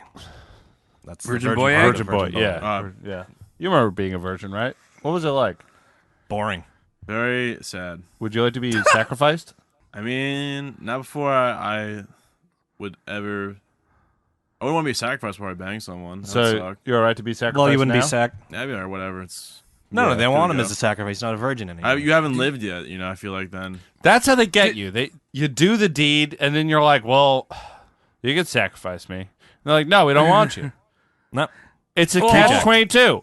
Like, Yeah. no one who wants to get sacrificed gets sacrificed because they did things. Yeah. Yeah. Also, I want to ask you guys a question. When you were a virgin, did you find the Macarena and the electric slide more fun? Yes, absolutely. Yeah. Oh, yeah. It's just See? like, this is the funnest thing I can do with my body. They'll just dance their way up to the altar and you just stab them. Because me, I was just like a little, 9-year-old kid with toothpicks for arms and wearing a FUBU shirt. And I was at the, Just dancing you around. just wake up every day like, hope I don't get sacrificed. Hopefully Kate will like me if I dance like this. Of course, she would never talk to me. I was big on the Cotton Eye Joe. Oh, that's Well, cultural yes. appropriation, Mike. You're very, very Fuck insensitive. you. I'm Irish though. That's a what? I think Cotton Eye Joe a song. I'm talking about the song. Oh, is racist the name? No, well, the song is like a Southern hoedown, but it's by a bunch of Swedish dudes. Oh, they're not really country. No, they're not country at all. Whoa, No. Don't worry, you didn't do anything wrong. I like the song though. But I like it is a song. The dance is fun. Yeah. To address your confusion, yes, it's a song. Mike with the hard-hitting questions on Roast Mortem Cast. These Formosan claims were indeed eye-opening, and the resulting rumors spread like a contagion. That was the easy part for our boy George. Shortly after printing the first book, it's carte blanche. He can say whatever the fuck he wants. But at this point, he has to fucking defend the absurdities. And this is where we see, oh my God, George is an incredible fucking liar. He can make up the story and then lie to back up the story. Right. Yeah, no, I totally am here right now because I didn't get sacrificed because I was laid when I was 6 years old. It was awesome. Yeah, see? Tom lying to back up the story. It's great. Yeah. Well, why am I here? They sacrifice 9-year-olds? Yep. Travis, the alphabet, quickly, please. Oh, we're doing the alphabet. The alphabet, take it out, because that's how he got time caught the learned. first time. He's like, you're no Formosan, you don't know the alphabet. So he sits down like Travis a is psychotic madman Oh, here it is. and makes a fucking alphabet. And it's all there.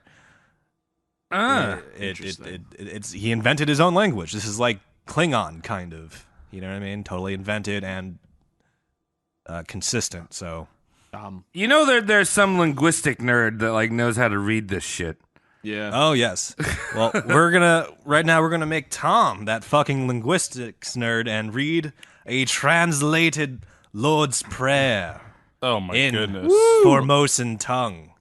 And Tom. Travis, if you want to throw that prayer into I have chat. I have it here, yeah, but, just you so Mike guys and can follow Travis along. can, just so Mike and Travis can follow the bouncing ball. All right. This is going to be the roughest edit job later, I swear. Get ready. I'm probably going to put some pan flute behind this. Oh, Amy Pornio Dan Chin Ornio Visi. Naya Jorsai Lori. A Fordier Sai Bagalin. Jori Sai Domion. Apochin Ornio. Kachin Body Ayan. Amy Karasara Narakachion. Toyant Nadia. K Radonier and Amy Sochi Oppo and Radorin. Amy Sochion Keen. Bagayant Chuchin Malabalski. Ali. You guys stop laughing. This is someone's language. Ali Abinye and Tuin Brosaxi. Kensai V Bagalin. K Fari K Barahanian.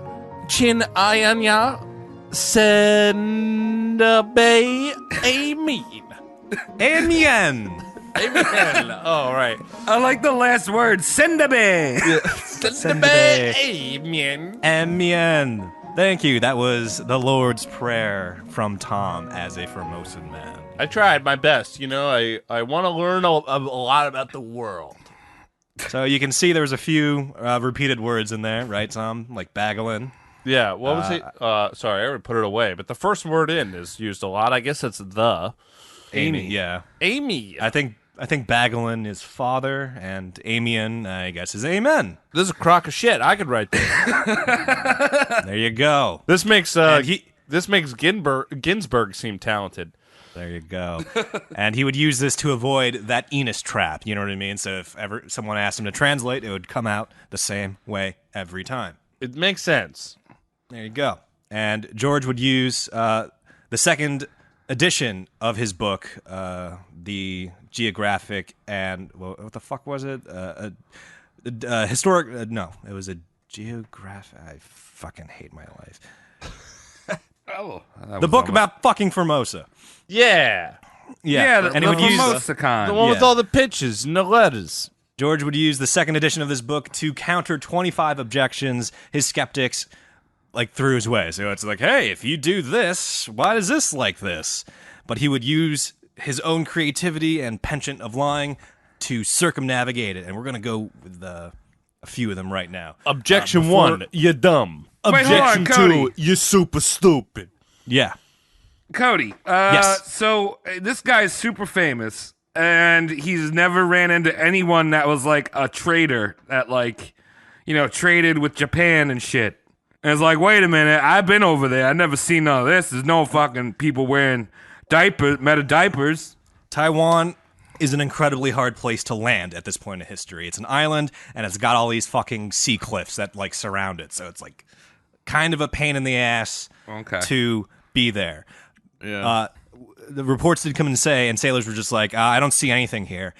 And at that point, your boy George would say, we live inland a lot, where you can't see from the shore. So fuck the seamen. We hate the beach. We all hate the feeling of sand on our really soft feet. But if the sailors knew that there were those lady boys there, they probably would have worked their way up them hills. Yeah. Oh my God, it's like a hot chick with a dick. That's everything I wanted. And it smokes 6 pounds of tobacco every day. So it's like, hey, buddy. Hey, Santa, big boy. Yeah, I'm 13. How are you? George said, you must think I forged the whole story out of my own brain. If so, I'm sure you extravagantly magnify the fertility of my invention and the strength of my memory. So he's just like, I couldn't have done it. I'm not this smart. He's patting himself on the dick. Right. Dumb. It's like, yeah, I could never do something like that. I definitely couldn't. Don't try to. I wrote a book? Yeah, I can't do that. 2 editions. Did I write a book? I'm sorry, guys. I'm sorry I wrote a book. You gotta read it, bro. I'm sorry, guys. Thanks for the money. Thanks for coming to my book signing. No. Sorry This about writing a book. This defense of the Formosan conspiracy was carried out through the early 1700s, let's say up to the 1708 time period. In response to his skeptics, George would create these masterful lies that would circle back but not contradict themselves. For instance, George claimed the Formosan clergy would regularly sacrifice 18,000 virgin boys a year. Wow. Ooh. That's a lot of boys and a lot Gotta of get fucking busy over make there. the boys. What do you think would happen, I don't know, 4 or 5 years into sacrificing 18,000 humans a year? Well, that's virgin genocide. Yep. You would wipe out your fucking island nation's population, wouldn't True. you? It's just like, oh, they're gone now. I mean, Well, it depends yeah, on it's how fast they spit into the vaginas. Very good, Travis. Your boy George said, Formosan men are incredibly horny and adept at baby making, so we have the babies to spare on Formosa. Right. We keep them coming, and it's actually a questionnaire we have them fill out to find out if they're virgins. And if they don't say something smart ass about how they came out of their own mother's vaginas, we throw them in the oven. We got too many kids. We gotta get rid of them. Yeah, it's like there's two answers, and it's Scantron too. It's just like, have you spent time in a vagina? That's the question. So the answer is, nah, dude. And then the other answer that you can fill out is just like, yeah, my mom's. So if you answer B, you get out of it. Right. And the second question on the test was like, hey, did you line that first one? And then it's just exactly. Nah, just kidding. It's fine. So George claimed, we sacrifice 18,000 boys a year. And then people would be like, that's too much. Your population would collapse. And then he would say, we fuck good, though. Yeah. And then after the that, many wives thing. That covers that up. And then after they pointed out, hey, it still takes 9 months to make a baby, and he was just like, Formosan men have 7 or 8 wives in breeding rotation. Right, and it only takes them about 7 seconds to shit a baby out. They're constantly coming. They eat coconuts from the bottom up. He Got 12 conceded wives. Formosan women needed 9 months to make a baby. And then from there, people were like, that's a huge skewing of the standard proportions of gender. Your gender ratio should be somewhere, female to male should be somewhere around 1 to 1. How is Formosan culture have a female to male gender ratio of 7 or 8? And then he would come back. Did you miss the part where I said we sacrifice a shit ton of boys? Oh, dang. It gets tied in a very pretty bow. That's clever. It ties it in a pretty bow. He's like, A causes B, B causes C, C causes A. Right. So, like, the More lie girls than is like boys. circular, and you can't poke a hole in it because each part of it covers its own ass. Yep. And then 1704 rolls around, and the Royal Society is kind of just like, oh, well, this guy's a little fishy. I suspect. Ooh, look at him. He's pretending to be Asianese and all this. Also, that paints a picture of how little royal societies have to do. Yes. Yeah, right. That's just a guy who's running around being like, I'm from over there, wrote a book, sold 40 copies. And they're like, we have to stop this man so we might believe him. Yes, that's what they were thinking. Like, this guy for real? Yes. And head of the Royal Society at this time is none other than Edmund Halley. Who knows why that guy's important? Did he smoke 7 pounds of tobacco? No. Can he was do a Formosan? kickflip? No, he's got the comet named after him. He's that Edmund Halley.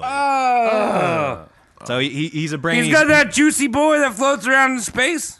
Yeah, that's his. He's named after that. Fuck yeah, juicy And man. he's the famous guy that put the formula together that predicted the orbit of the comet. So he's like he's the science wizard that can put nature into a formula and predict it with spooky precision.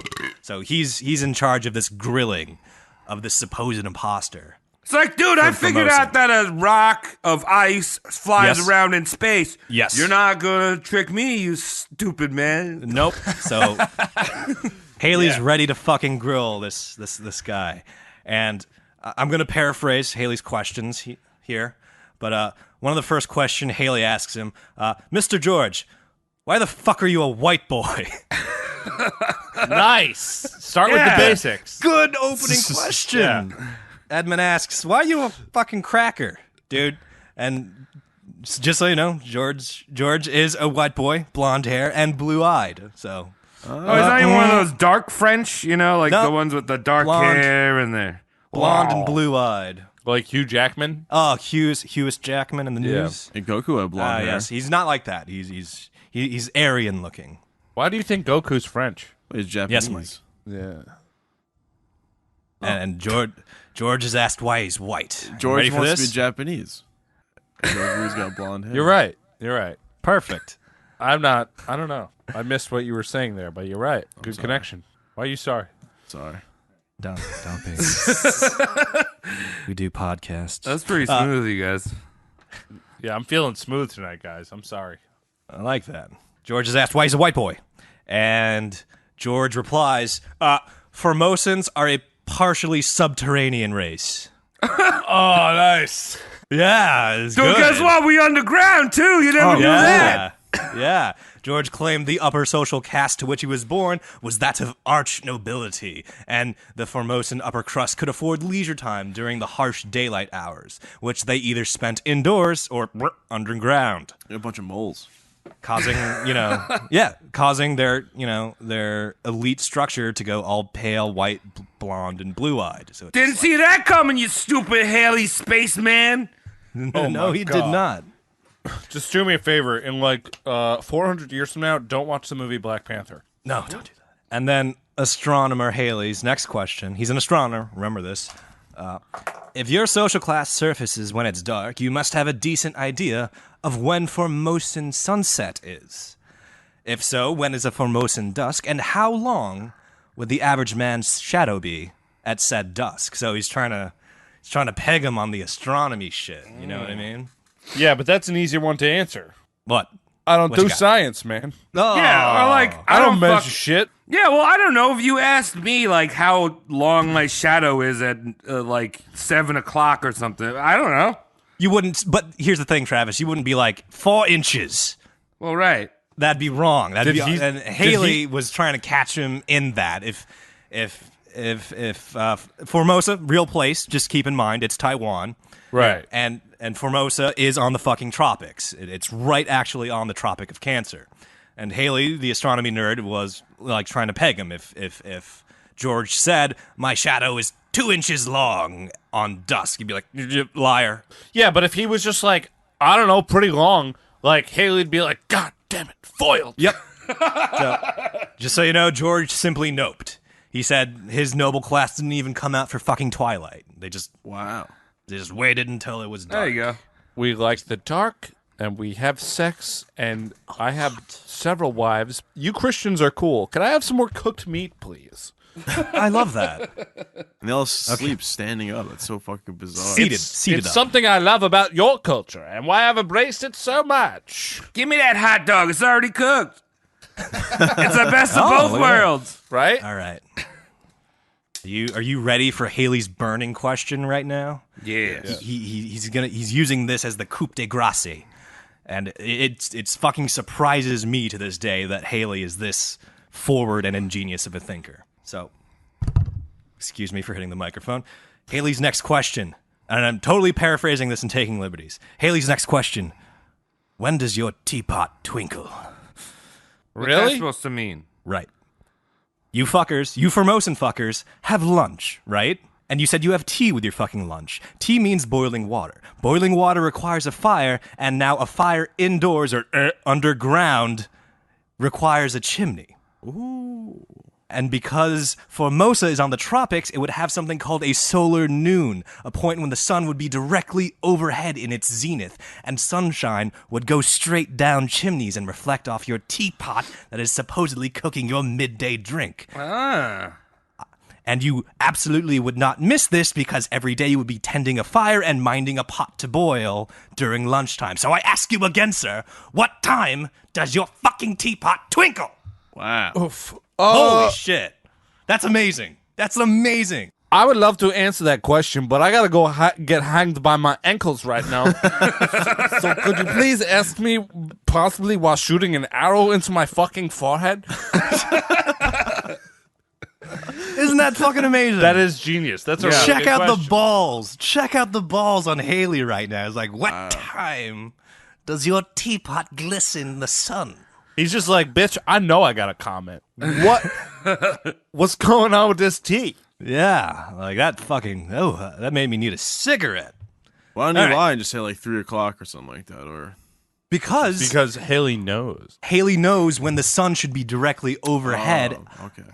in the tropics. So what's Salamander say? George is just like, Formosan chimneys are crooked. That's pretty good. For no obvious reason, and I've never previously mentioned it until now, but Formosan chimneys are crooked. They have traps in them to catch your Saint Nicholas.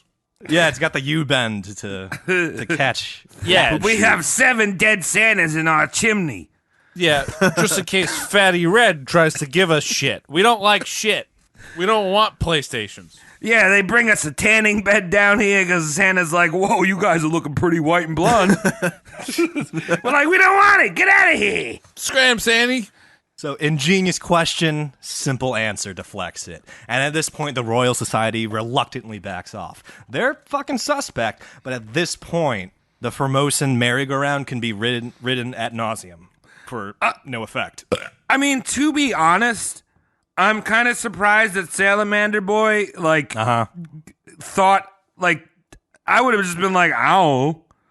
You know what I mean? He's like, quick on his feet. Yeah, but he's like, oh, our chimneys are crooked. Like, you know what I mean? Like, that's impressive. It really is. Both sides of this battle of wits is, like, respectable. The quote that you read to us at the beginning of this really shines through. This is a perfect example of I could say whatever the fuck I want about how long my dick is, but unless someone is willing to take down my pants and suck my cock, they're never going to know. Mm-hmm. Yeah. I would have believed this guy. I'm like, all right, I guess it's a real place. Yeah. My culture, it's like this. My penis, it's 1.5 feet.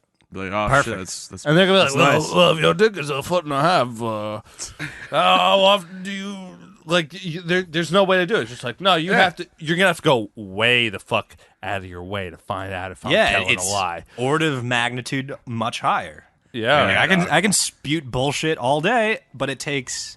It's especially noticeable with the fucking flat Earth. You know what I mean? Like, people can say, like, it's flat, but then, like, the people that have to prove it's round have to pull out a fucking compass and a spirograph. Have you ever been to and a Antarctica? pendulum. No, I haven't. I mean, there are definitely some secret Nazi bases down there, but that we acquired during Project Paperclip, but that's not here nor there. That's a fact. You know, we're talking more about this guy spinning webs of lies and how incredible that is. Fantastical.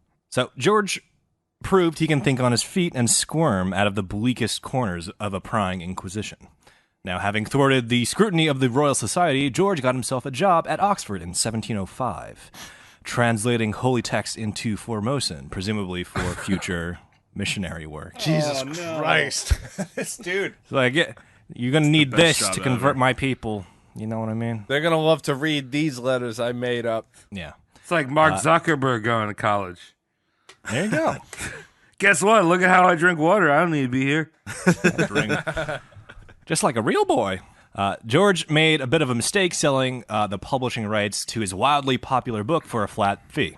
It was like 10 guineas. He's like, oh yeah, I'll just flat fee. I don't need to make royalties off of this. Right. So his Oxford work would sustain him at this point. His paycheck allowed George to nurse a pretty fierce opium habit at this time. Nice. But if you can remember, it's standard for a Formosan man to fucking guzzle laudanum with every non-breakfast meal. It's part of his culture. Because culture. poppies Yeah. grow in the islands, right? Yeah, I'm sure. There's all high is like, no, this is normal. Don't worry about it. The day of reckoning is coming. Why's my skin like this? All right, Papa. Give me your 9-year-old boy. For religious reasons. At his stay at Oxford, George would sleep regular hours, presumably in a fucking chair. But in his room, he would keep a candle burning to give the illusion of hard studying and translating at work. So, like, he's... Self-conscious? No, he's, like, padding his paycheck. You know what I mean? He's like, look, I stayed up all night. You saw that candle light in the window and under my door? That was me working. That's like that kid that wears those glasses that has like the eyes open and he's just sleeping in class. Yeah, that's it. Very good. Very good, Travis. By 1706, the fever that was the Formosan craze began to taper off. The more George fabricated, the more he was spread thin. When questioned about Formosan wildlife, George just listed a bunch of creatures that weren't in London. And he was like, yeah, we got the camels, the crocodiles, the chameleons. And people are like, those are just animals that start with C. What are you doing? The conspiracy wouldn't crack, but it would start to sound hollow when people threw their stones at it. You know what I mean? He was never caught in the lie, but it just seemed like there's not much here now that we're testing you in the later years of the conspiracy. Right. And Londoners kind of shifted their prior beliefs. It wasn't like, hey, I believed you and now you're a fraud. It was like, oh, I always secretly knew he was faking it and I just never said anything. It's kind of like the emperor has no clothes. Right. It's like, he fooled me, but I'm just going to say I knew the entire time. What if it's hate a that lost society? What was that? What if it's a lost society? Well, I mean, It wasn't, though. he's claiming this is still how they act. No. Yeah. He's not being like, oh, I came from a place you'll never be able to find. Yeah, it's he's not not like like- he's like, dude, I come from Atlantis, bro. Yeah, there you go. I was going to say that. If he said he was from Atlantis, it would be too, like, well, he needed to pick an actual spot on the globe to say he was from, so it would be believable. Also, I hate that expression, Cody, that you use. The emperor has no clothes. If I'm emperor, I never have clothes. You'd make everyone Yeah. do the Macarena naked. Well, Exactly. Exactly. Exactly. Well, I know you only wear a shirt. Exactly. So during these Skype calls that we do, you give the illusion of clothes. I saw you get up and check your chicken. Travis wore the same pair of pants. When he was in New York, he wore the same pair of pants every day. I mean, I do that. No, I know, but Travis's fell apart. Yeah, well, those were I have to wear the pants. Pants. That was your formal loincloth. Yeah, like at least Cody, you spent the money on getting Levi's that would last for more than a week. That's what they're for. Yeah, Travis would just constantly be repairing his pants and say, "Oops, my dick fell out. Oops, don't worry about that. Oops, sorry, I didn't mean to look so. I didn't mean to look so homeless. Oops." Just gonna step over your breakfast. Oops. Yeah. Oops. Your dick fell out one time out of your Dude, pants? my fly was always is always down. You gotta have Ventilation. no. Well, first, ventilation, right? You know, Let the it ladies can wear like low cut shirts. I can get some ventilation. Hey, I kind of backed that. I mean, Sexism. sure. George quietly ducked out of Oxford when the heat was starting to catch up to him. He attempted to peddle Formosan china, ornate Formosan hand fans, and even exotic Far East homeopathic remedies that were probably, in all likelihood, just opium. Nice. Well, it does cure all. Yes. Yeah. And when these ventures failed, George turned to doing these sort of drug sideshows for the public. He'd pretty much be like, could a European man survive taking this much laudanum and drinking and smoking this many cigarettes? I think not. Watch this. Wow. I need a volunteer from the audience that has opium and cigarettes, though. Yeah. There's a market for that. I guess. I think that dwindled quickly because that's what a lot of homeless have been trying to do for a long time. Excuse me, do you have a cigarette so I can amaze you? It's gone in 2 drags. I needed it. Please help me.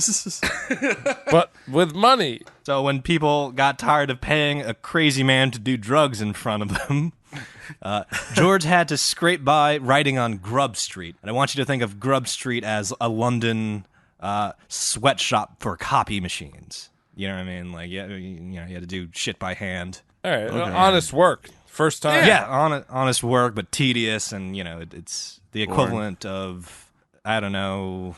Like a sweatshop. Yeah, it's sweatshop, but for books. Doesn't sound like fun though. No, it's not fun. He does claim to be from Taiwan. Made in Taiwan. He'd fill out encyclopedias and replicate pamphlets, working 12-hour days, and he does this for 20-ish years.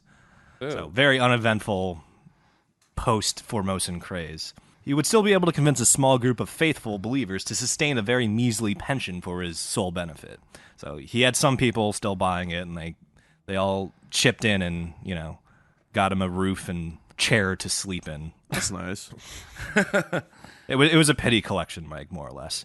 So George is broke as a joke, and he has to resort cutting his laudanum dosages with orange juice. Poor guy. Oh, he has to have something healthy with his drugs. God damn it. At least he didn't get scurvy. Nope. He might have got Scurvy. lazy boner, but he didn't get scurvy. Still have opium? Scurvy for George. No, he'd take opium. That's what laudanum is. Oh, laudanum is opium? Okay. Laudanum is a drink that's laced. It's all alcohol with a sprinkle of opium in it. Yeah, so Wow. Mixing it with. instead of looking cool and smoking it, you look like a chump. Yeah, he's like, this is medicine. Yeah, So he they kind had a of party he back kind of then, made an jeez. opium screwdriver. If you think about it. Jesus Christ. At this point, George had admitted his hoax to his inner circles of friends. So it was like, hey, that thing I screamed about decades ago, is not real. And his friends were just like, George, we know at this point. It's fucking okay, dude. Like, Oh my god. we understand. Year 1728, George, aged 47, is ravaged by some kind of mysterious illness. It's 1728, so we don't know what it was. He had one foot in the grave, but he eventually recovered. But this spell in the hospital, he felt a mortal twinge on his soul. It's just like, I shouldn't be doing this shit. Like, I could die and go to hell. Yeah, maybe I should be really Christian. Yep. And he was feeling this twinge in his mortal soul. It could have easily been opium withdrawals, but he was just like, I should make arrangements to eventually come clean. And like I said, he became more religious, and he more widely confessed his hoax. Still in closed circles, you know what I mean? But it was more like... Did he go to Oxford and he was like, "Yo, dog, what I just wrote for you, garbage." No, I don't think it was like... I don't think it was anyone he took money from, but like... He's been working at a printing press for the last 20 years. He doesn't have friends. He has coworkers that he wants to let know what he did on his weekends, but it's not entertaining. No one likes him. He'd make one interesting friend working at Grub Street. We'll get into in a bit, in let's say 2 minutes. Do you mean Alan Grubb? No. Oh, okay. So he pens his memoirs. He's like he writes his admission in a book of his memoirs, and he's just like, just hold on to that. When I die in a few years, just throw that out, publish it. So I can be dead and then admit to this, so I don't have to answer to anything. Yeah, heaven will like me. They all know. Yeah. Heaven can't read. It's a bunch of dumbasses sliding down slipping slabs made of pudding. No one's got time to read out of books. Yeah, it's okay. No. So he did make one friend on Grub Street. Does anyone know the writer that goes by the name Samuel Jackson? Samuel Johnson. Nah. Is that Dickens? No.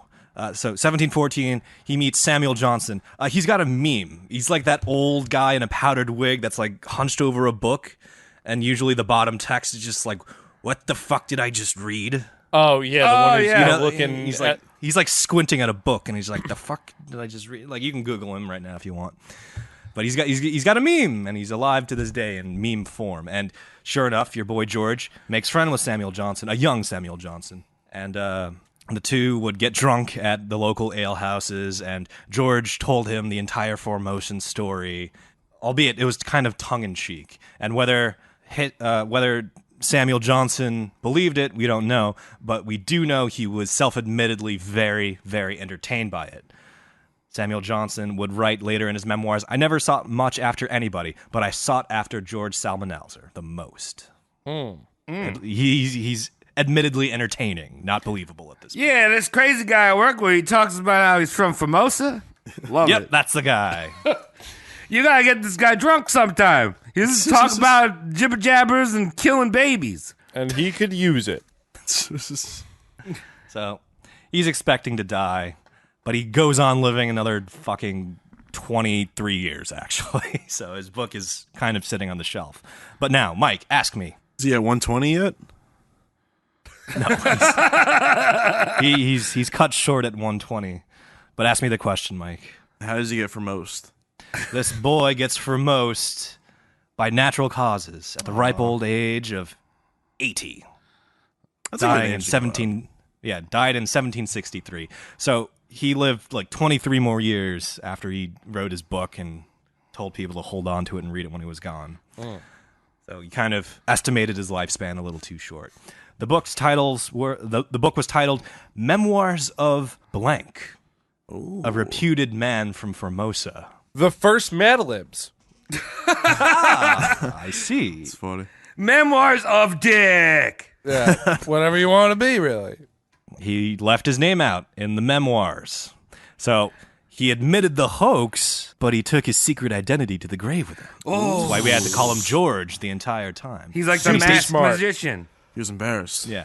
Well, we know the masked magician's name. Yes, Mike, he was embarrassed for his surviving family. So he had, I guess, brothers and sisters elsewhere, nieces and nephews perhaps, that he didn't want to tarnish their names with this exquisitely long con that he perpetrated in London society. Did a good job of it. I mean, back then I would have believed that shit and fucking gave him some food or something. Let him sleep in Raw the meat. garage. So, the deception of the Formosan conspiracy is out of the bag, but this man takes his identity to the grave. And there you have it, Long Con Extraordinaire, a man who went by the name of George Psalmanazar, impersonator, raw meat devourer, and rampant opium fiend. He perpetuated a deep-seated hoax about a far eastern nation and its exotic peoples, while he himself never traveled more east than the Rhine. Germany is the most east this guy's ever been, and he feels he can write an entire 2 books over Formosan people. Well, there's a shit ton existed. of fucking anime nerds that feel the same way. Yeah. Like who never left the boundaries of Illinois, going. I love that. I have many disciplines, and I ordered a $200 samurai sword on eBay, and I keep it clean, and I also don't bathe that much, and my hair looks awful at all times. Yeah. And looks they go really to shiny. they go to Panera Bread. They order like a tomato cheddar, and they're slurping it, and they're like, "Don't worry, in Japan it's okay to slurp. It's fine. It's fine to slurp noodles." But for real, this dude, Psalmanazar, Psalmanazar. I did it once. Hey, look at that. I personally, I would like to describe him in one term, which is half smart. Yeah. Yeah. He figured out a bunch of shit to do, but he did it the wrong way all the time. The way I want to describe him, and Tom, ready the censor button. He's fucking John. This is a reoccurring character on our show that Yes. we can't name. Yeah, We always bleep his name. we John? Yeah, well, John, That's 3 bleeps you got to do in post. keep saying it. It's fine. John is one of those guys who we went to high school with who I know I mentioned it on the show previously, but he earnestly would tell people that he had 7 uncles who lived in Japan, and they each knew different disciplines of martial arts, but mostly with swordplay. And at one point, he had to kill one of his uncles because he was going to betray another uncle. This is Something like This weeb shit is not new, folks. Are you This has been serious? going on. We've been out of high school for 12 years now. This shit and then happened. Shortly after high school, he starred in a live-action Sailor Moon home video. Oh. Yeah. Where he was Tuxedo Max. Yeah, he was Tuxedo Max. Fighting I remember evil one time- by daylight. Yeah. Yeah, and I at one point I remember him telling me that like it was his job at the local graveyard to stand guard against necrophiliacs. Yeah, he did say that. Oh, yeah. Freak. He was like 15. He was just like, I work in the graveyard. Jesus I gotta Christ. bury people sometimes, but the other times is watch out for you perverts. John, I'm pretty sure you're a pervert. Cody, I have a question. So this guy wrote something in Oxford. You were saying everyone was pretty much like, oh yeah, this guy's a liar. But like, was there a certain point in his life where they're like, okay, now we've been there and like seen that shit? Or even after he died, where they're just like, this guy is a fucking... Even after he died, his invented language and alphabet still showed up in encyclopedias because people believed it so much. So it was like way far after his death. And I'm thinking... Like in the 19th century? I'm Like, guessing like 50, 100 years down the line where people had to be like, listen, this guy was totally malarkey. And, Jesus Damn. Christ. yeah, so like it stuck around, but like some people kind of weren't believing it while he was alive. But it was entirely stamped out far after his death. Even after he admitted, I made it up. Like his book, like tricked people after he was dead and gone. people are stupid. Yeah. Yes. Well, there you go. I guess that wraps it up for our dude George Psalmanazar. Pseudo-scientists. There you go. Holy hell! Cody, I had no idea this guy existed. Neither did I until Yeah, like me either. I was on the couch and Discovery Channel was talking about it, and I was like, "Shit, I'm gonna roast this motherfucker." Premium find. Wait, did they mention him between pitball shows? Yes, Okay. there was a show about drinking your own pee, and there was a show about saving dogs, and he was right in between it. You wouldn't have heard that on History Channel because that's only about Hitler and finding shit in the garbage nowadays. Also, aliens. No, it's they aliens. They got rid of aliens. No, it is exclusively about finding shit in the garbage now. Oh, really? They don't even have the dignity to talk about a master race of any kind. Master race of pawn shop owners. Yeah, it's all about who can sell the most Spider-Man comics. And History. edition, no way. You know, Pawn Stars is fake. yes, Michael. Is that that's fucked up too? I always thought that show was real. The person that knows everything no. about the item they want to sell is the person that actually owns it most of the time. I was like, what the fuck? It's dude. it's stoogery. Stoogery. I love that. Unlike this channel. All facts. Roast Mortem all facts. channel. I can't wait till we have our own channel. It's gonna be awesome. We're only dude, when we have our own channel, can we like promise each other that the only advertisers that are allowed on are for reverse mortgages and for fake currencies that are being sold? Oh yeah. And My Pillow. And My Pillow, yeah. To do a food sponsor would be cool. Yeah, I only want the only thing allowed to advertise on the Roast Mortem cable network is that of 1-800 numbers. Yep. Yeah. Flex Seal's on there. You're good. All right, thank you for tuning in to Roast Yes. Mortem coverage of George Psalmanazar, the Far East freak, who got his freak nice. on always upright in a chair. Got it. Fuck Premium you, George. Rush. I never knew that I could sit up and sleep. Yeah, so follow us on social medias, all that shit. We got Roast Mortem casts on the platforms. You all know The about them. everything. Yep. Our listeners know. We also have the Patreon shit. How you doing? We also got the Give the URL at least, you fucker. patreon.com/roastmortemcast. We also got There you go. you can buy t-shirts and cool other shit that we got. We got a big old towel that you could go to the beach Ooh, with. can I get the towel? Yeah, teespring.com/store/roastmortemcast. That's Buy it. that shit. It's cool as fuck. I got one in my room, and every morning my girlfriend wakes up and goes, "I can't believe you drew that. Can we make love?" And I say, "Well, let me check my schedule." Because that's what we'll do. And you know what? If you buy that and hang that up, your partner will ask you the same question. Every day. Yeah, hang that up on your wall. Guaranteed. You'll get a lot more of it. I'm gonna try it out. Yeah, Titty Mike. shaking, dick shaking, all happens within the towel realm. It knows no sexes. It knows no bounds. Whoever owns it is getting what they want. Unisex towels. Get a nice tan with it too. Unisex towels. Right. That's exactly it. Left-handed and right-handed models. Yes. All right.